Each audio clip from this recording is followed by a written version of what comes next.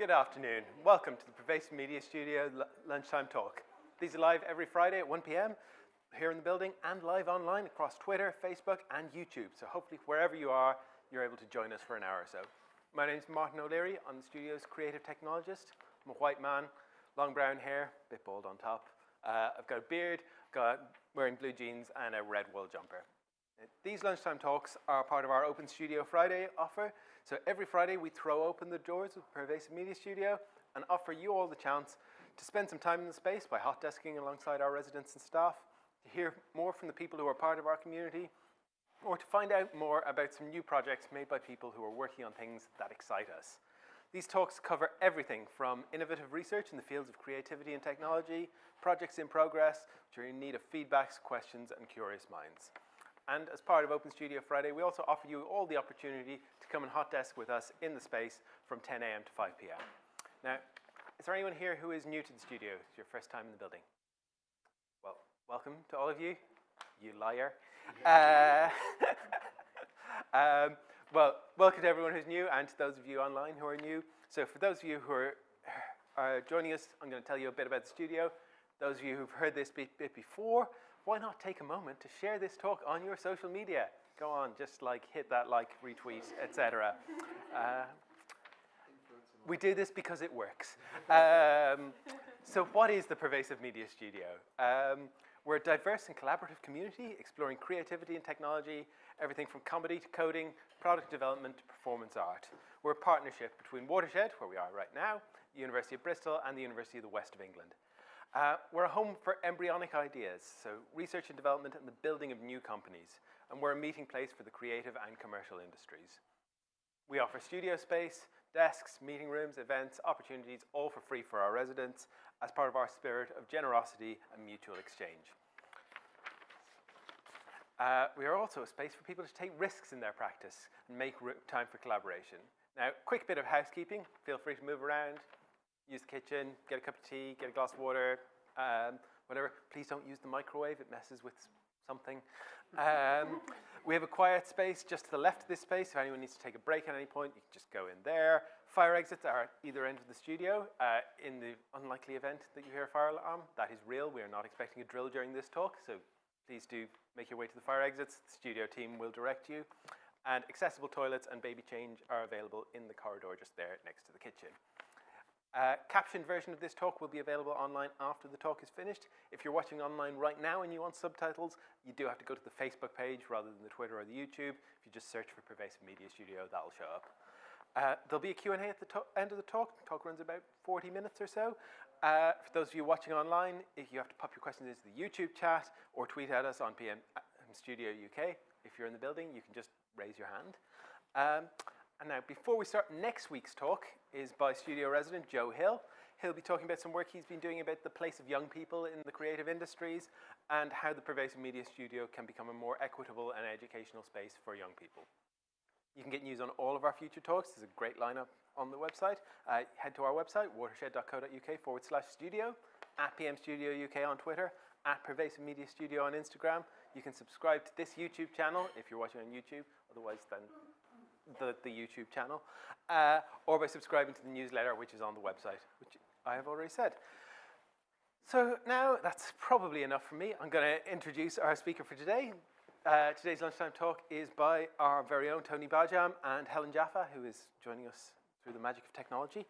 They'll be talking about the work they've done recently to reimagine how we do recruitment at Watershed, and how we've tried to make things more inclusive, and some of the work we still have to do on that.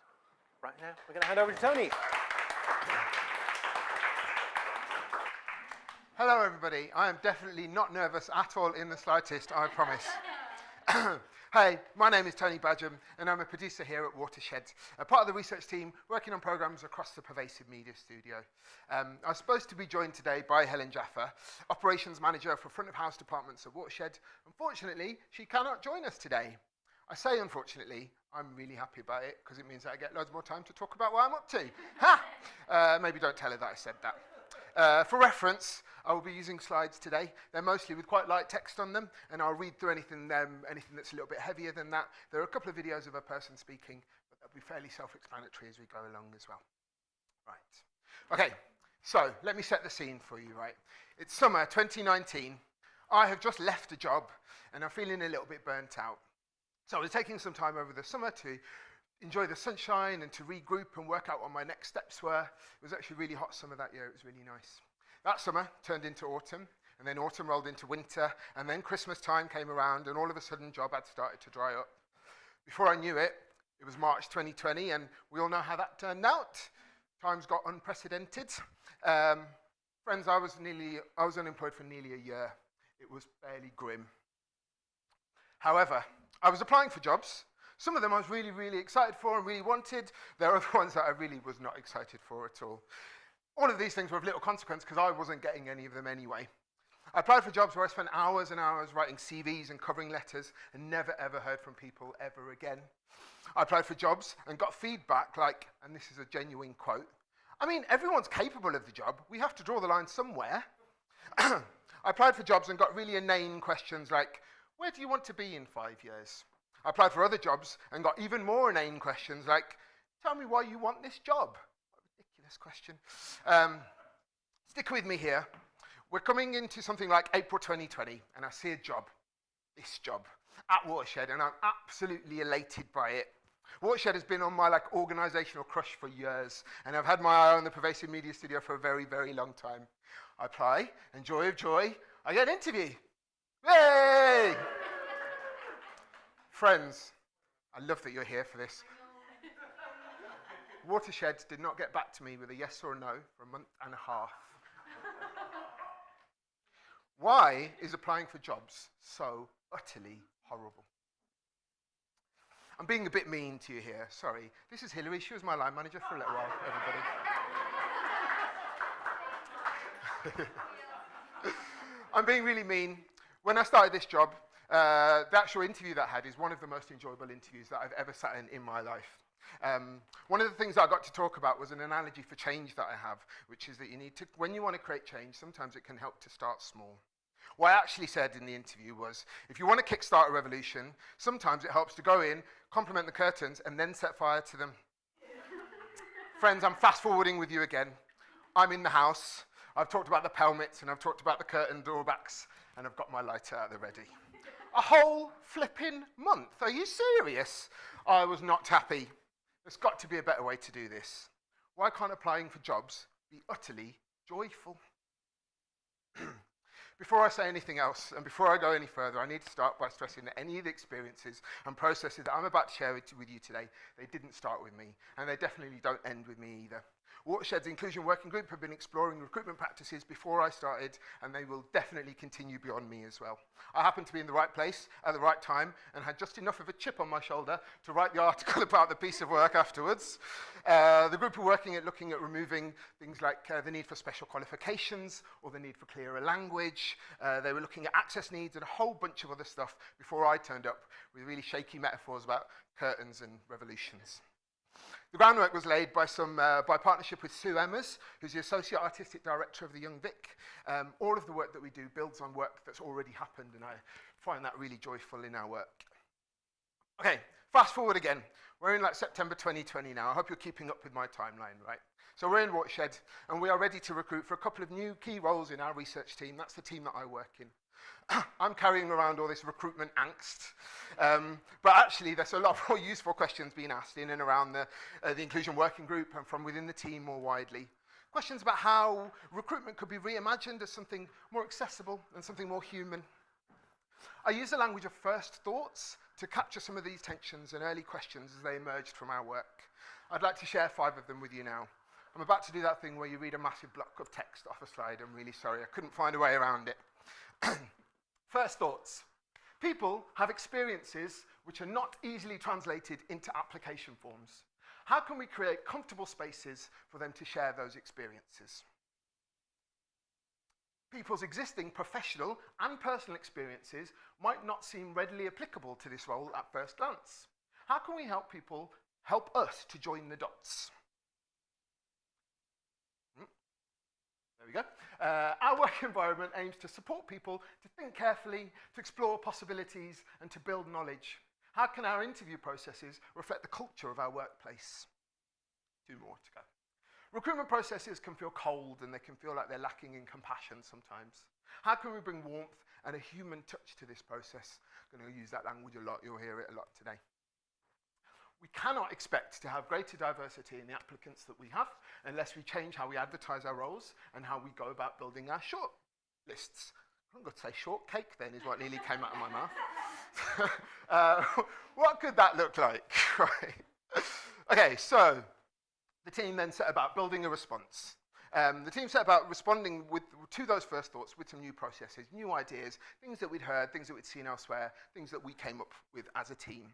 At the heart of it was a desire to create a warm environment for people to share the best of themselves, whatever that may look like. There's got to be some point in this presentation where I point out my background is not in HR. My background is in being a grumpy person and being a grumpy person trying to get a job, right? So just please bear all of that in mind.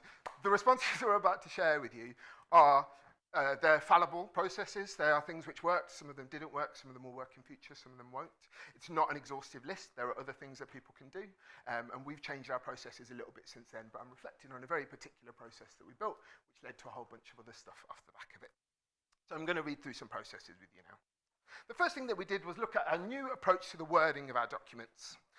We were really keen as a team to try and diversify the range of lived experience within that team.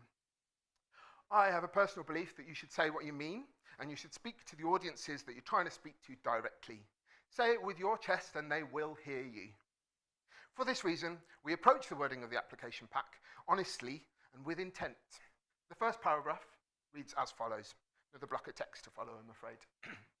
Our current creative technology team is majority white, cisgender, and non-disabled. We believe our work will be stronger with greater diversity and welcome applications from those who bring difference to our team. Watershed welcomes the whole person to work, and we understand that each of us brings our experiences, our background, and our own unique lens on what we do. Supporting our staff means they are not appointed to represent specific groups or organisations. It's a little excerpt from the application text that we put out. The opportunity for people to self-select onto application processes, I think, is a really powerful one. It's something that allows it to be a respectful process and is dignified and allows people the space to decide whether it's a space that they want to be in, rather than it being on us to be the bad guys, I think is how I'll put that. We don't want to disempower anyone. Organisations and recruiters, this is a separate point, but organisations and recruiters are really sure about what they need from applicants and from the roles, but they do it like internally, and I don't get it, because we've got these ideas, we've got these secrets here about what it is that we're looking for, and we're just waiting for people over there to say magic words to us, and it's all this kind of stabbing in the dark and a guessing game. Why do we do it like this? I just don't understand the value of it. We were really excited to invite applications from people outside of our professional experience too, so we made sure that we said that. You may not have worked in a cultural organisation before, or in an organisation like Watershed. Perhaps you've worked in music, or fashion, or design, or in technology. These are all very transferable contexts for us. This is an interesting one, because I've got no real way of quantifying this. But what I can say was that we had a few applications from fashion backgrounds, and music backgrounds, and design backgrounds. That's not to say that we wouldn't have had them anyway, but it suits my narrative to say that to you today. I can't say this loudly enough. Speak confidently to your audience, and they will hear you. A refined approach to advertising the roles. In the spirit of speaking directly to your audience, we took some time to think about where those audiences might be and how they might see our advert. We thought really deeply about who they are too. This is one of those things that wasn't new to Watershed and is a process that existed long before I got involved in these conversations. Beryl, who was in our comms team at the time, led on the development of a great distribution list of organisations and recruitment sites on which we could advertise the roles to people outside of our usual networks. The list comprised of organisations, recruitment agencies, publications, websites and platforms who represent communities that are underrepresented in the cultural sector. She identified them as being people from African backgrounds or South, East and Southeast Asian diaspora. She talked about LGBTQ+ groups and groups that advocate for disabled people. In addition to this, the team built a list of over 30 individuals who were able and willing to extend the reach far beyond our normal networks, helping people who would never normally see our job adverts engage with our opportunities. Most importantly, we gave it a whole bunch of time. This takes time. I cannot stress that enough. I started thinking about how other teams in Watershed could learn from the great work and the great thought and the great questions that we were putting together. And I started compiling a document called Assets and Tips. That involved a bunch of templates and... Hi everyone. Sorry Tony to interrupt. I'm sure you're in the middle of giving it large about your recruitment process.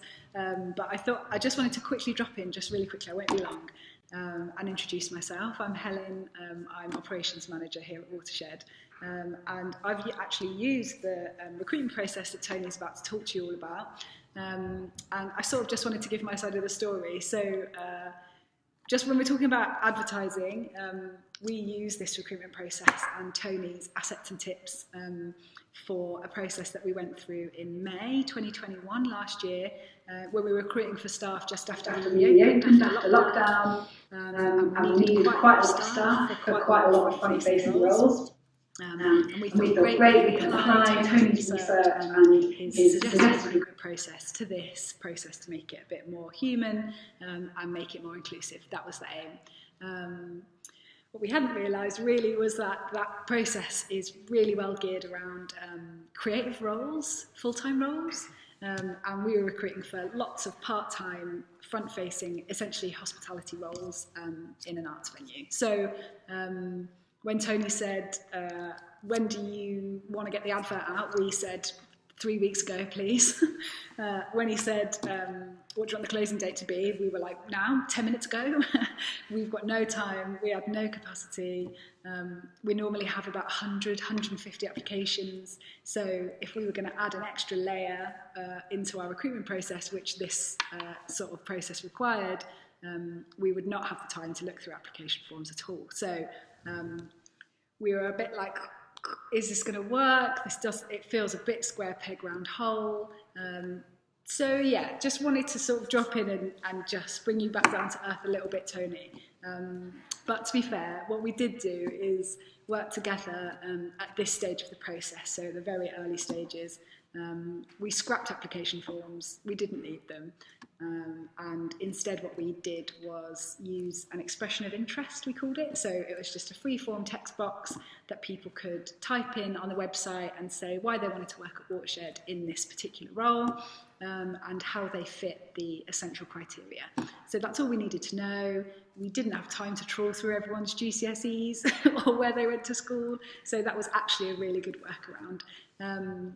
We also, something that we really regretted was we didn't have the time or capacity in the operational management team to really utilise all of the different places we could advertise this job, to get it into places that people might not otherwise see it in or might not have used before. So we really didn't exhaust all of our options there, which is such a shame. But as a result of scrapping the application forms, we actually were noticed by a few different organisations who got in touch. One of them, a good example, is an organisation called 16, who work with people with disabilities and supporting them, getting them into work. They contacted us and said, we love the idea of not having an application form. It might work really well for some of our candidates. Would you be interested in seeing them, and can we support them through the process? So that was great. So, all right, Tony, to be fair, I'll give you that one. That was a really positive thing that came out of that workaround, and it allowed us to shake up the process a little bit. Okay, so sorry, I just wanted to drop in and say that. I won't interrupt you again, I promise. Tony, please crack on, carry on telling everyone about how brilliant the process is, and I'll just sit nice and quietly, I promise. Thanks, Helen. Anyway, as I was saying, it's really easy to say some of the things that I just highlighted there and the things that Helen highlighted. But I'm going to push it further and ask, what does it mean? What is the point of it just being an invite? What does an invite to people to apply actually achieve? It can verge on a token gesture unless you back it up with something more tangible and something that people can see and feel. We approach the idea with the understanding that different lived experience gives us very different levels of confidence, especially when it comes to applying for jobs. That can be true of people from marginalised groups and those who are underrepresented in creative industries. It's also true that people with more linear career paths might be better equipped to be able to articulate how they might be suited for a role, or rather than somebody coming at it from a completely different context. We tackled this head on by creating an expanded offer of support for those who identified as being from those groups to come and connect with us as members of the team before they began building their applications. Again, we spoke with intent and with our full chests. I'll read this slide out to you. If you're from a background that is underrepresented in the culture sector, this could mean people from Black Caribbean, Black African, Black British or South Asian communities, did not go to university or had free school meals as a child, and you would like some support to think about how your experience is transferable to this role, you can book in time with one of our producing team. In the interest of transparency and fallibility, I've copied and pasted this as we shared it in the job ad. I would probably word this slide differently these days, with a little bit more care given to the list on that page, how it was built and who was included in it. I'm keen to point that out in this process, to point out that this is an ongoing learning process and we tweak and change it as we go along every time. So, next slide. Meeting all of the eligible candidates. Team, this is my absolute favourite one of all of the slides that I'm about to show you today. It's got to be my favourite bit of the process, and it's the bit where we had the most lovely feedback. We could call that a success story, maybe. Application forms don't suit everyone, and people like Helen threw them out of the window anyway. I'm not very nice to Helen today. I need to calm that down a little bit, right? So it can be hard to communicate the value of your experience on paper. For this reason, we endeavoured to meet with all eligible candidates. To establish what we meant by eligible, we asked two key questions of people. Could this person feasibly have the practical skills they need to carry out this role?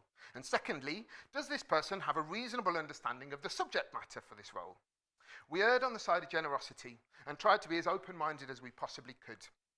In all, across 2 roles, we had 52 applicants, and of those applicants, we met with 41 people for a 20-minute chat before we'd even started shortlisting processes.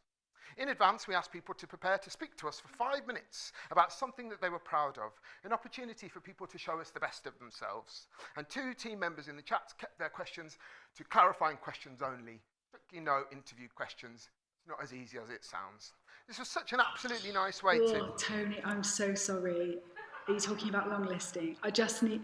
Okay, I know I said I wasn't going to do this again, but I just needed to drop in. I overheard you talking about the long listing section. Mm-hmm. I know it was great for you guys. I know it really worked for the creative roles, but I'm just going to say, okay, I'm just going to quickly just cover how this bit was for us, all right? I mentioned earlier that we normally have about 100, 150 applications. Because we'd scrapped application forms and made it even easier to get in touch, which was the point, we had over 200 applications. And much less staff capacity, as I already mentioned, much less time. So this long listing stage was really challenging for us. Obviously in Tony's very brilliant document and very, really brilliant process, it outlines having long listing chats. We could not see a world where we had time to have a chat on Zoom with 200 people. So that was a bit of a nightmare, and we really struggled fitting that bit of the process in. But, okay, Tony, to be fair, I'll give it to you. We went back to the drawing board with Tony's help to think about what it was we really needed from this part of the process. Why were we doing long listing? The reason we were doing it was because we wanted to try and see more people, and we wanted more people to see us. And so we wanted to give people access to us, but without having to do 200 long listing chats on Zoom, which we just didn't have time to do. So what we came up with in the end is people submitted videos or a voice note, which technically did take a bit of time to set up, but once we'd figured out how to do it, it actually really worked. So what we did was have submissions from the 200 people in the long list. They sent a video or a voice note that they did via sort of recording on their phone. And we just asked them one question, tell us something you're proud of, and we asked them to utilise their answer to show us how they align with Watershed values, which were all on the website, and we sent them to them in advance. So this was the stage where we really worked out how people aligned with our organisational values and whether we wanted to move them into the shortlist or not. It meant we had a chance to see people in some occasions or hear them, and we had access to them. They got to sort of show us who they are, but without us needing to take the time out and the sort of emotional energy of having all of those chats with so many different people. So Another good workaround. To be fair, I will give you that, Tony. Sorry for dropping in again. I just needed to get that little nugget in because I know you're giving it all that, and I just wanted to quickly. Okay, just sorry. All right, so I won't do it again. I promise. I'm just going to sit quietly. You carry on telling them about all your good work. I'm not going to lie, Helen is really ruining my vibe today, everybody. I'm trying to tell you a success story here. Moving on swiftly again. Providing the questions ahead of time. Listen, right, interviews are always going to be stressful situations, and the power dynamic in those rooms is always going to be tipped in the favour of the interviewer, regardless of what we do here. One of the ways that we can mitigate this is by ensuring that people are as fully prepared for that conversation as they can possibly be. I hope this one goes on to become a common practice, and I know that it is being picked up amongst organisations, and I definitely picked that idea from somebody else as well. I did not invent it, but we sent out the interview questions ahead of time. This grew out of that idea of our interview questions should reflect our work culture. Why are interviews about putting people on the spot to get them to respond to tasks without all of the tools that they need for the job in hand? Is that how your work culture operates? If it is, I tentatively suggest to you that you have got bigger problems on your hands than a recruitment process, and please fix those problems before inviting new people to come and join your teams. We built our shortlist of up to 10 people. God, Tony, I'm so sorry, mate. I'm so sorry. I did hear you talking about Were you talking about shortlisting? I am. I know. I'm so sorry. I did say I'm not going to do it again, but I do have a little bit of feedback actually about this bit. All right, no, okay, I'm sorry. I'll be a couple of minutes, I promise. Go on. I know they're here to see you. I know it's not about me, but I just need to quickly, all right? Is that all right? Just give me a couple of minutes, okay. So shortlisting, okay. So we got through our 200 videos, which in and of itself was a bit of a, but we did it and it was really useful. Sorry, no, it was really useful. So then we were shortlisting, and part of that was keeping up with the amount of feedback. So we had 200 people in the long list. We shortlisted them to 25. And following Tony's document, which again is so brilliant, such good work, Tony, we had to sort of offer, we didn't have to, but we decided that we wanted to offer everybody the opportunity to ask for more personalised feedback if they wanted it. Of course, everybody wanted it.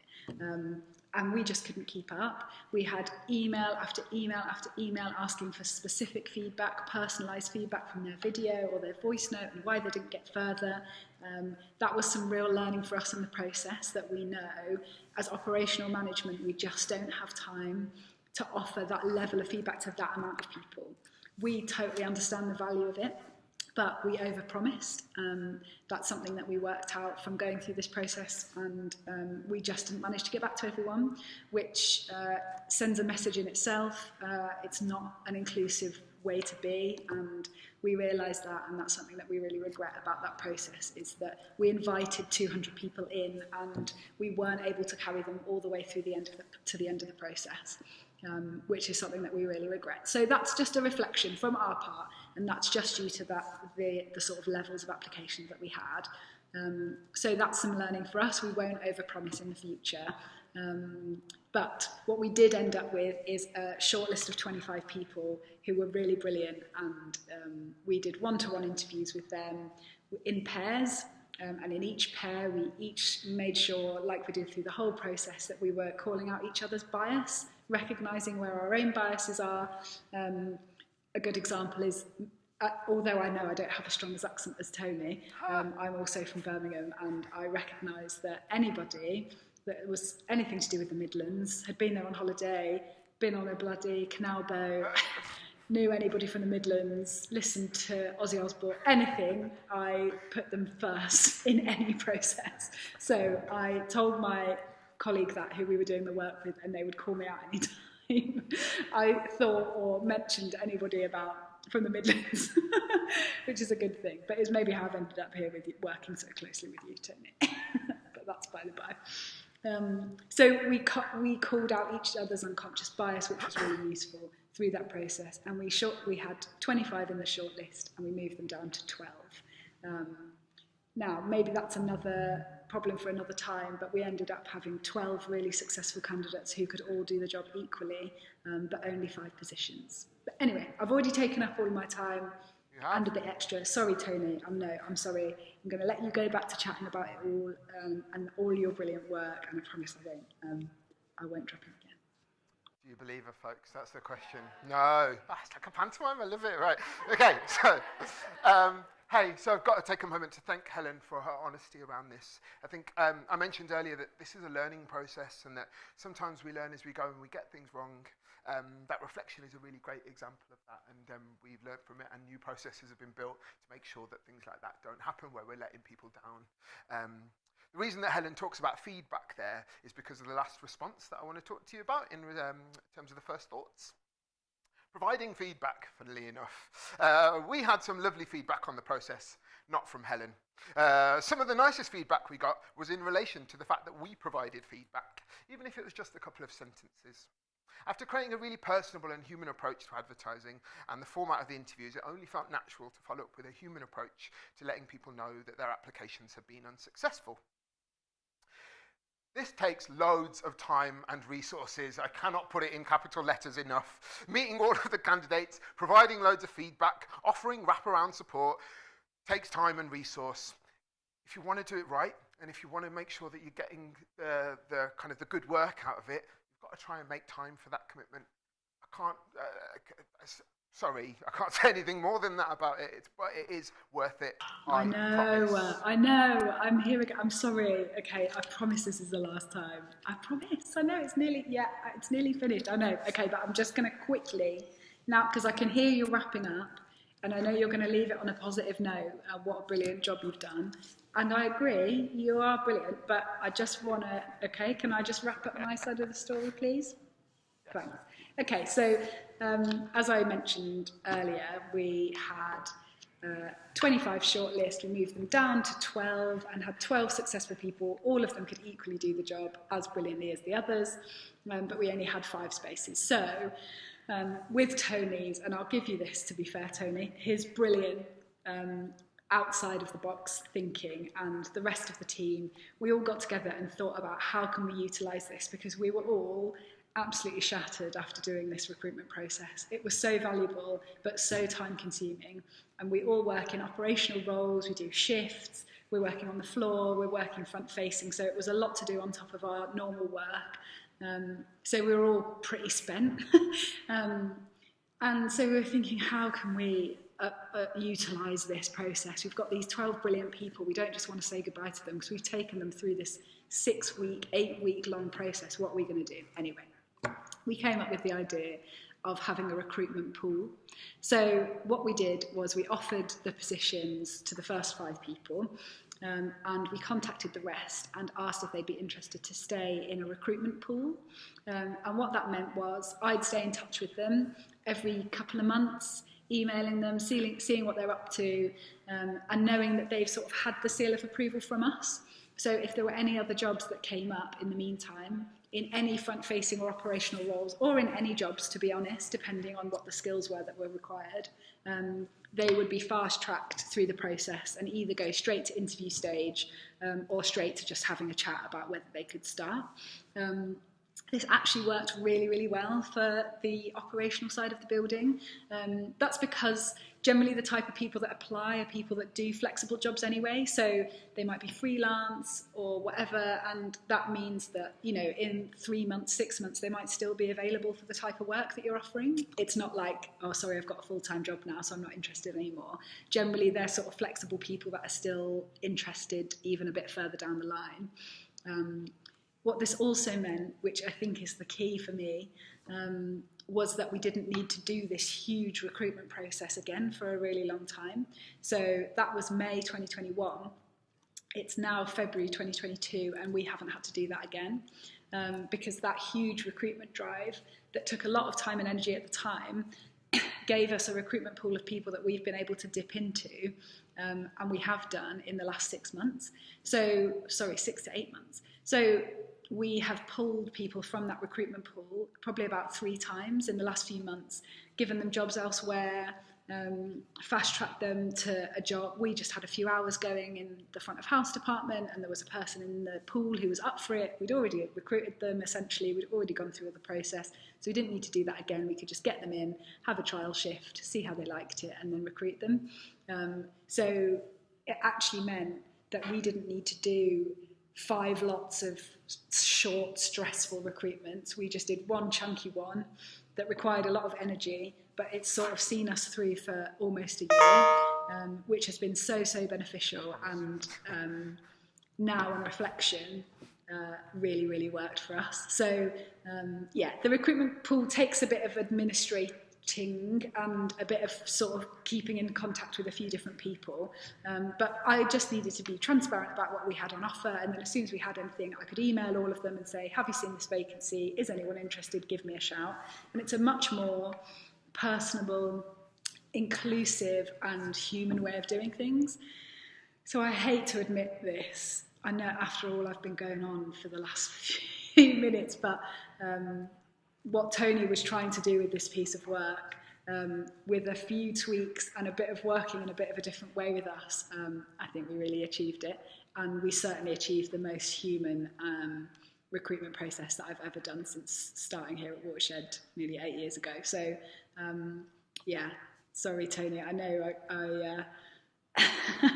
I've dropped in and burst your bubble a few times today, but in the end, what this document that Tony put together in this process was something that was really malleable, that we were able to sort of work around our barriers and actually see that they aren't barriers.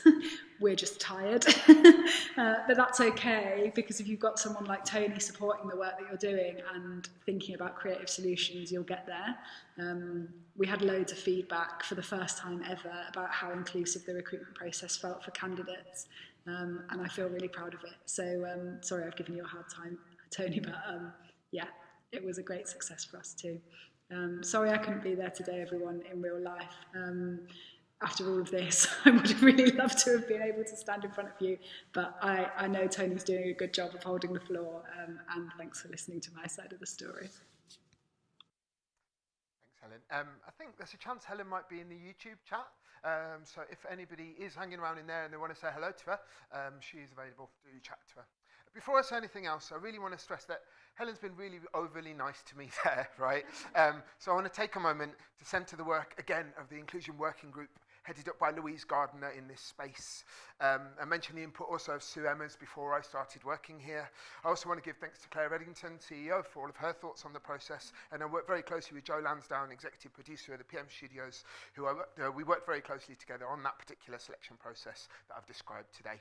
I also want to give thanks to the Watershed staff teams who took on the spirit of this process and applied it to all of their own approaches, finding ways to make it useful to them and their applicants. I've also had the immense pleasure of working alongside Kirsty Young, who is our head of HR. I work closely, I've lost my line, sorry, give me a sec. I worked really closely with her to build the assets and tips doc that Helen refers to so warmly throughout this whole presentation. Not just me, I promise you. Kirsty is very excitingly working alongside Claire Harper on a new inclusive recruitment working group, who are going to spend some time further codifying all of the stuff that I've been talking to you about today. And we're going to come up with some revised and streamlined recruitment practices here at Watershed. Keep watching this space for more information. I would have asked Helen to credit all of those people in a re-record of this video, but as is my general brand, I left this all to the very last minute and did not have time to ask her to re-record it. My apologies. I suppose the point that we're really trying to labour here in a particularly ham-fisted sort of a way today is that there is not a one-size-fits-all approach to this. What worked really well for us in the research team didn't work in the slightest bit once the scale changed or the timelines changed or the outcomes and the outputs and things like that changed. It left these doors and went to front of house and fell apart. Inclusive practice, which is what I think all of this really is, isn't it? It can feel like such an insurmountable task sometimes. And interview processes, like we've said, are inherently stressful, and they always will be, because the stakes are so flipping high, that's why. At its core, I think that there is a really simple approach here. How can we do recruitment with compassion? This is an easy question, I think. I'm really gutted that Helen can't actually join us today for a proper chat. But essentially, I think that the process that we built for Front of House is exactly the same as the research one, even though they were completely different. They were built with the same intentions, and they were built from the same set of first thoughts that I talked about way back at the start of this presentation. Literally those exact same ones are the ones that I took to my first meeting with Helen when we sat down to work out what the hell we were going to do about recruiting when we were going to get 200 applicants at a time. Honesty about your process, I think, is really key to this process, key to what this is. So me and Helen sat and we talked about capacity, we talked about timelines, we talked about scale, and then we worked backwards from there. There are a whole host of other things that we were able to do that were genuinely exactly the same. And they're things that I urge any of you that are in this room or joining us online who are about to run recruitment processes or are currently running recruitment processes that you can do right this very second. They fall under this banner of honesty and transparency. If it's going to take you a month to get back to people, mentioning no names, tell that to people. They can decide if it fits with them and their expectations and in their timelines. In fact, I should say that you should share your whole recruitment timeline with people as standard. Give them the dates, tell them when your selection processes will be, tell them when you're going to have the meeting to look at their CVs and the date that you'll get back to them. If, as Helen found, you can't get back to people in that time or it's taking you longer than you thought it might, tell people that. Hey, sorry, we said that we'd email you back today. Here's your email. Sorry, it's not got the information you want. We will get back to you again in 2 days' time. Always share the salary.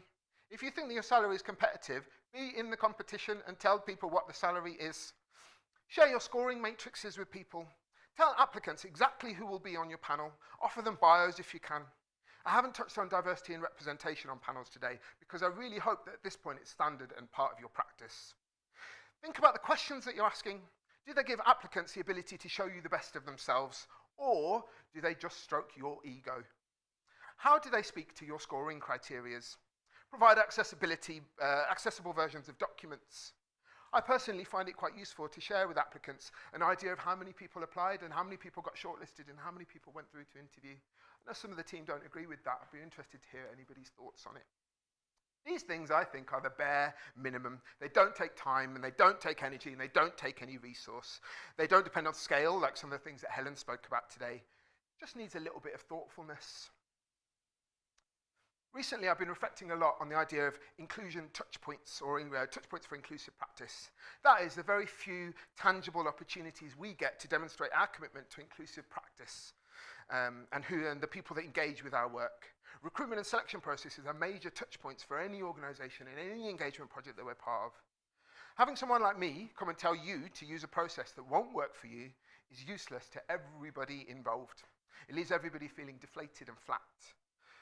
This way of working has really informed a lot of my work at the moment.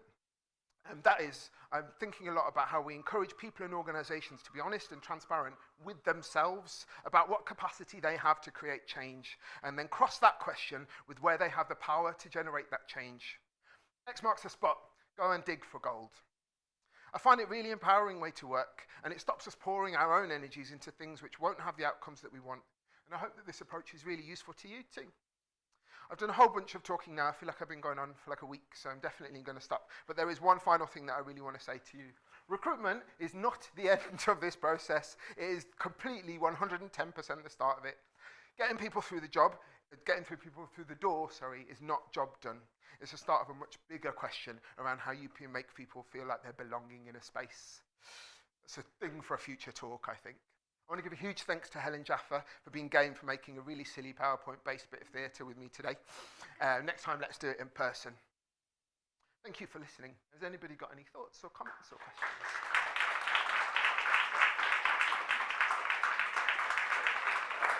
All right. Thank you so much, Tony. We have time for a few questions. You've run a little bit long, but anyone in the room got questions or on the internet? Stick your hand up. Remember that Helen is in the chat as well. Let's go to Jade with the internet. So we've got one on here. Helen's also got an answer. Great. So I'll read that out. Yeah. So Joe Hill said, a question for you lovely people. What was the emotional experience like for applicants when exploring and openly sharing their biases with each other? Is this anything you can Helen said, the interviewers shared their biases with each other for the Yes, I think, what Helen said to clarify on that one, I think it was more actually. Oh, yeah. The question and Helen's answer. Oh. So Joe said, a lovely question for you, lovely people. What was the emotional experience like for applicants when exploring and openly sharing their biases with each other? Is this anything you received feedback on? And Helen replied saying, the interviewers shared their biases with each other and not with applicants. So I think, I think Helen's covered that point in that I think what we were talking about was be conscious of your own biases when in conversation, not with the applicants. I think that would be a bit of a stressful thing to try and put on an applicant in the middle of an interview process. Sarah, Hi, Tony. Good job to you and Helen.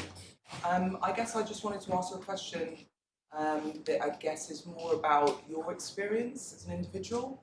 And please feel free to say, no thank you, if you don't want to answer it here. But it is a question about that came up from your slides, which was about sort of centralising a person's difference in the way that they then integrate into the culture of the organisation or the programme.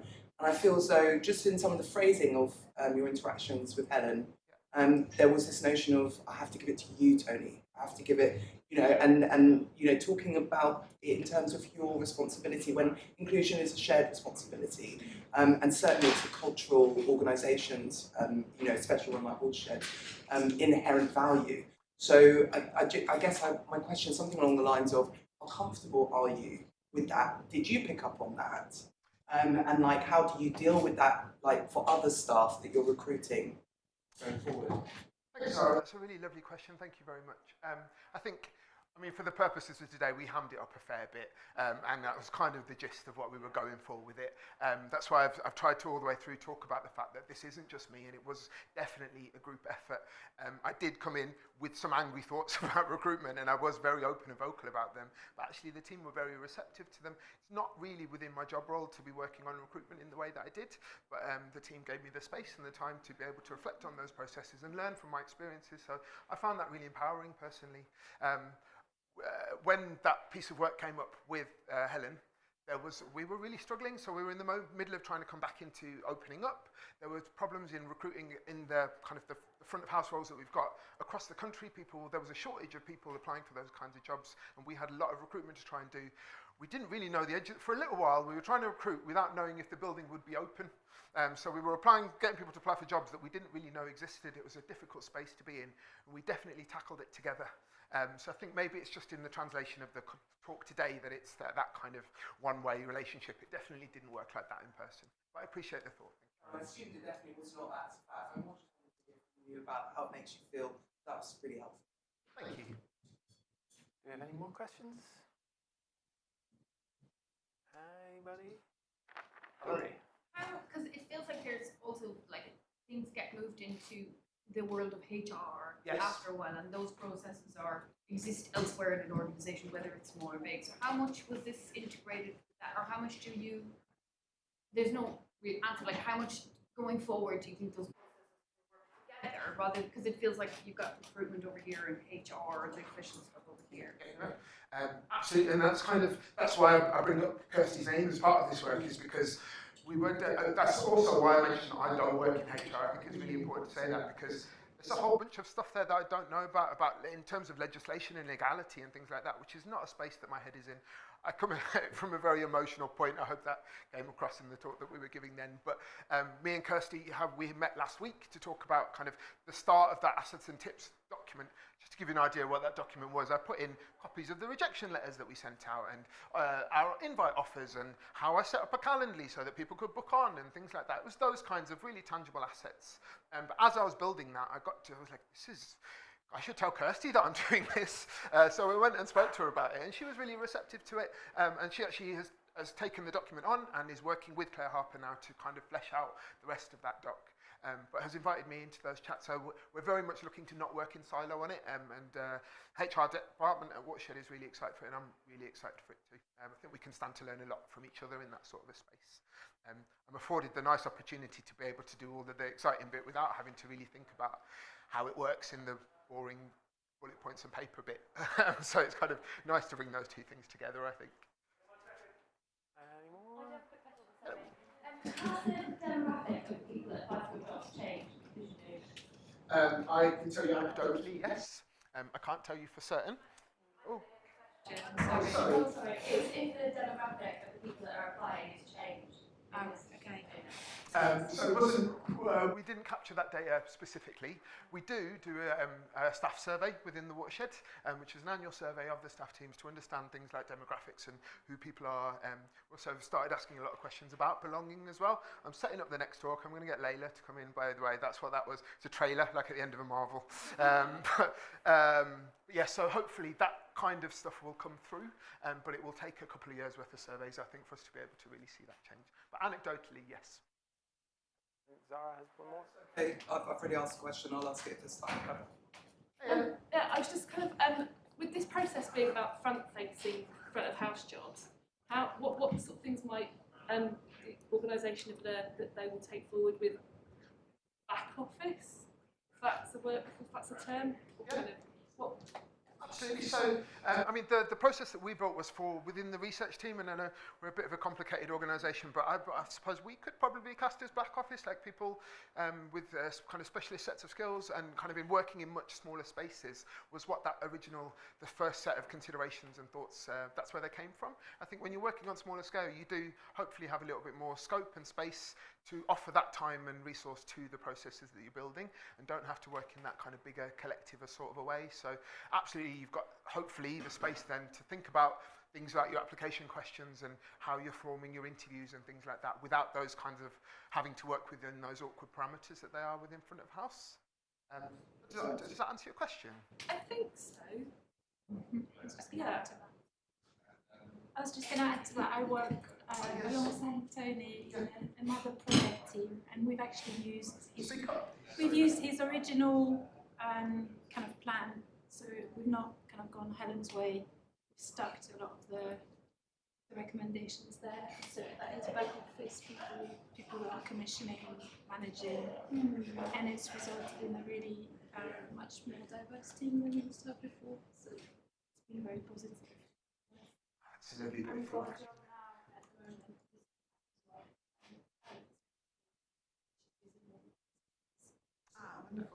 That's lovely feedback. I don't know if you heard that at home, but Maddie is made use of the process. That's what I was referring to, and I said that other staff teams have taken this process and made it useful for themselves, and I'm getting some great feedback. I'll put it in the chat for you all later. Any other questions or thoughts? Yeah. I had one. You mentioned that the process is just the beginning. Yeah. I sort of wondered what you feel is important for the next steps in terms of like retention and training and things like that. So that's a really interesting question that I have, but I don't know the answer to it, which is how much a person should move to meet a work culture and how much a work culture moves to meet a person. And I think there's that kind of, is it a Venn diagram or a sliding scale or something like that? I don't quite know what it is that I'm picturing in my head, but I think it's a really interesting question, and the answer to it lies somewhere in there. That's why I was saying, so Layla Barron, who's the head of data at Watershed, has been thinking a lot about how we capture questions around what it feels like to belong in a space as part of our annual staff survey. It's something that we actually report on as well in the last staff report you can find on our website, and there'll be a lot more information in there as to what that means. Asking really kind of practical questions around, do you feel safe in this space? Do you feel like this space that you can bring your whole self to work and things like that? Unfortunately, I don't know any of the stats about it off the top of my head, but do check the website. One last question, yeah. I like the idea of getting rid of the application. I think it removes one of those first barriers to entry that a lot of people face. I'm curious as to, during the hiring process, did you find at the end of it that the people that were kind of the shortlisted people had less educational experience than you typically would see? That's a very interesting question for Helen, if she hear that. We did have a response about the data capture. Okay, yeah. Louise said, just to clarify, we do capture the data regarding recruitment and we're looking for data. There we go. And so Louise Gardner is the person that heads up the inclusion working group that I was talking about in the middle of there, and knows more about it than I do, so I can answer those questions. Like I said, I'm really not the only person working on these processes within the organisation. We haven't had a reply from Helen yet, but we can always ask questions. Jimmy, I'll pick that up with you if that's all right. Laura? Laura? I was just thinking about a question, but we've been using these tools in Plymouth for all of our recruitment at Barjam Theatre for the last, I think it's actually literally since you've published your I'm first really one. sorry to cut you off. Is there any chance you can come and speak here so other people at home? Well, I'm hiding at the back. The back is nice. I never go to the front. Hi. Yeah, I'm less likely to throw lunch on myself. We've been using these tools at Barjam Theatre in Plymouth since I think almost the minute you released your first blog post about how you're approaching it. And we've done similar to what you suggested, which we've actually realised that some of the questions we didn't need, and we've really simplified it. We've realised actually if we just give people space to put a statement of why they're interested in the job, they tell us everything. And actually asking them for their formal education information was unnecessary because actually people were automatically writing that into the application and information. It has completely changed the range of people who are applying for work. So responding to that, actually we have been capturing that data and we've been blown away. It was very, very influential on our board recruitment process. So we're finding that over, I have this, I put this together for the board and I had it in my head. I think it's something like over 60% of the applications are for under 30-year-olds, which include the board recruitment, which is one of our biggest application pools, and that's amazing because that's usually not that demographic. We found it a very interesting reflection point for us internally. Those first interviews, those first conversations, we asked them why they're interested in us, and actually the information that we've had back, the language reflected back to us, the values that people are responding to, just their sense of where we're at, that feedback has been so surprisingly phenomenal. So but we had to adapt to those things because we originally started saying, we will do the first interviews on this day, and we realised we had no human capacity to get through 30, 20-minute conversations in one day, so we had to adapt quite a lot as we've gone along instinctively. But it's been, what was really great is that because we've been advocating for it and we've been talking about it in the city, we have now got other organisations across the city using that tool. So actually we did board recruitment across 3 organisations in Plymouth, 3 MPOs, and our confidence in using these tools and techniques and this approach meant they also adopted it, and so all 3 organisations ran board recruitment using various this kind of approach to it, and it was amazing. So that kind of like feeling that catalyst change. So it's been great having such honest write-ups information coming from here. And we're a much smaller organisation, so we have the small team, big ambition kind of mix rather than, so we don't get 200 applicants, but we sometimes get 40 applicants for something where we're very, we're tiny internet. Thank you, Laura. I think that's probably all we've got time for. As we had a response from Helen. Oh yes, go on. So Helen said, so this was about the educational background, I think, of applicants. Helen said, we didn't find out about the educational background of any of the shortlisted candidates, but we do know that they benefited from not having to engage with the whole application process. There were some people that fed back explicitly that they wouldn't have applied if they'd had to filled in a long form. The expression of interest box felt like a lower obligation, which matched the type of job they were applying for, which was casual and part-time. Well, thank you very much, Tony. Thank you all. Cheers, team. Thank you, thank you.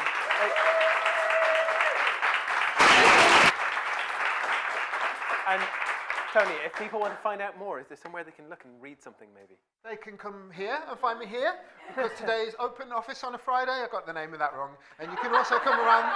You can also be here this evening because it's First Friday. You can catch me on my Twitter, and then I've got a profile on the Watershed website as well. If you're a resident, you can catch up with me for Time Bank, and if you're not, I'll come and meet you for a pint or a coffee. Don't worry about it. There we go.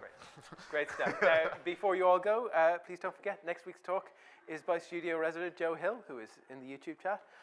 He'll be talking about some work he's been doing about the place of young people in the creative industries and how the Pervasive Media Studio can become a more equitable and educational space for young people. If you do want to stick around in Hot Desk, find out more about what we do, then please come find one of the studio team. Studio team, wave your hands. Yeah, great.